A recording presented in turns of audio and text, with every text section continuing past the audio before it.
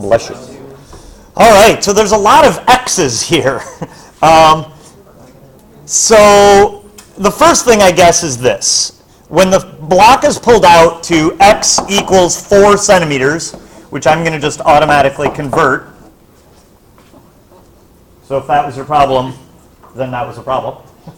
So if you pull it out to that, then you have to apply a force of 360 newtons to pull it there. So basically, that's telling you that if you need to pull with 360 newtons, then the spring must be pulling the other way with 360 newtons.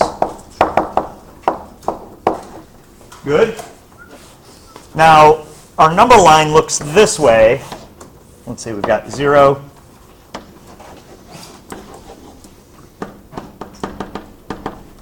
So in this example, which way is the spring going to be pulling? To the left, right? Because we've stretched it from our initial unstretched position of 0. Okay? So I'm going to make this guy negative. Follow? All right, so why did they give us this information? So you can find K, right? All right, so what is this? I'm sorry. This is worksheet 7.3, number 6, for those of you on the home network. All right, so here we go. Force of the spring is negative K times X. So we got negative 360 newtons equals negative K times 0.04 meters. So divide both sides by 0.04, and your K ends up being, is it 9,000 or 90,000? 9,000 newtons per meter. Everybody good? Chewbacca, you good back there? Somebody just made a Chewbacca noise.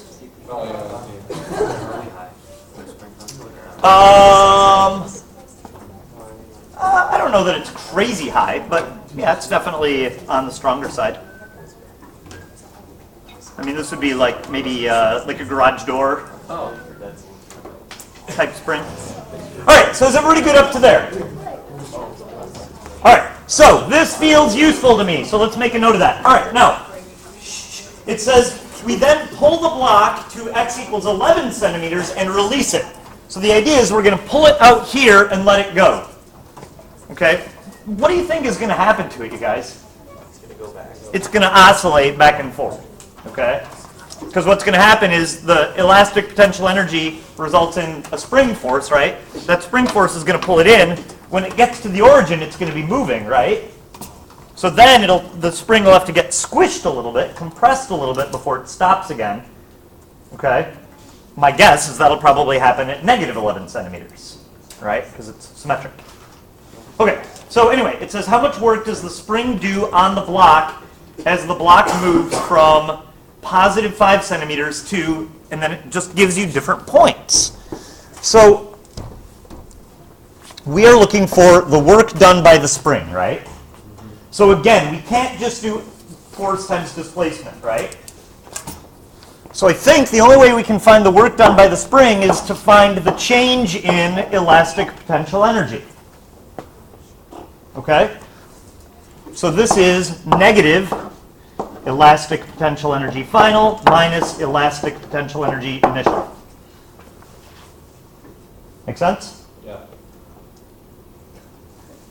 All right. So we're trying to find the work done between an initial position of 5 centimeters and then various final positions, right? So in part A, our final position is 0.03 meters. Follow? Yep. So here's all I'm going to do. Let's see. If this is my initial position, then my U elastic initial is 1/2 K times X initial squared. So that's 1/2 of 9,000 times 0.05 squared. And that gives a big number, which I'm going to use this calculator to figure out. 0.5 times 9,000 times 0.05 squarified, and it gives you 11.25 joules.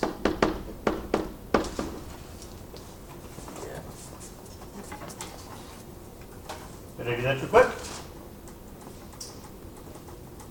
All right, and then similarly, I ought to be able to use this to find my potential energy elastic final by doing 1/2 K times x final squared, right?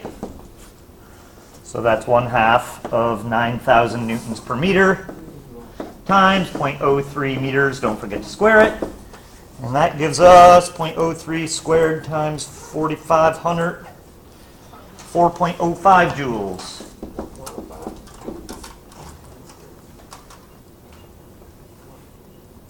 Follow? All right. So our change in elastic potential energy is final minus initial. So 4 minus 11 is going to give you what, 7.2? And so my work done by the spring is just the opposite of that.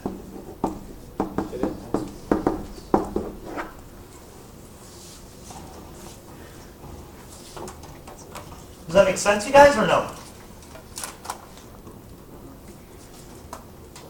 Okay. And then parts B, C, and D are the same thing, except you just have different x's, right? Your final positions are different. Yeah.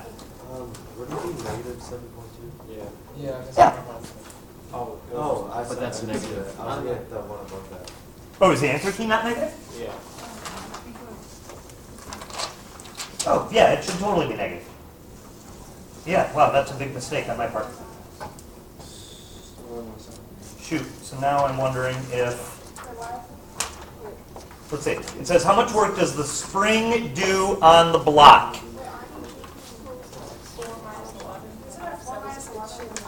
Oh, you're right, thank you. Okay, so I made a mistake up here. Gotcha, thank you. So yes. So to find the change, you're right, it should be final minus initial. So 4 minus 11 makes this negative. All right, makes this negative, which makes this positive. Thank you, and sorry. All right, so are we good? All right, so questions with that, you guys? Does that make sense? Okay. Anything else about elastic, or about conservative work done by conservative forces? All right, I think there was one big takeaway that I think did not get stressed the other day enough, which is this, and Margaret and I already talked about this. Please make sure that you remember this equation here can only be used if the force doing the work is a constant force. Okay? Questions before I steal Sarah's pencil? Yeah? All right, everybody happy? Okay, so let's do this. We've got one more section we got to cover before the test at the end of the week. So let's see what we can get through today. All right. Tomorrow we'll finish up the notes and then we'll have a quick convo about when you guys want to do the test. My original plan was Thursday, but with the snow day that might mess things up. I hate the idea of doing a test on that last day before break because I know your brains aren't going to be in it. But if that's, I mean, if you guys prefer that, I don't care. Like, there's no reason not to do it on that Friday, except that people might be absent or, you know, brain dead just because whatever. But if that buys you more time to study, then great. Yeah. So I have two proposals for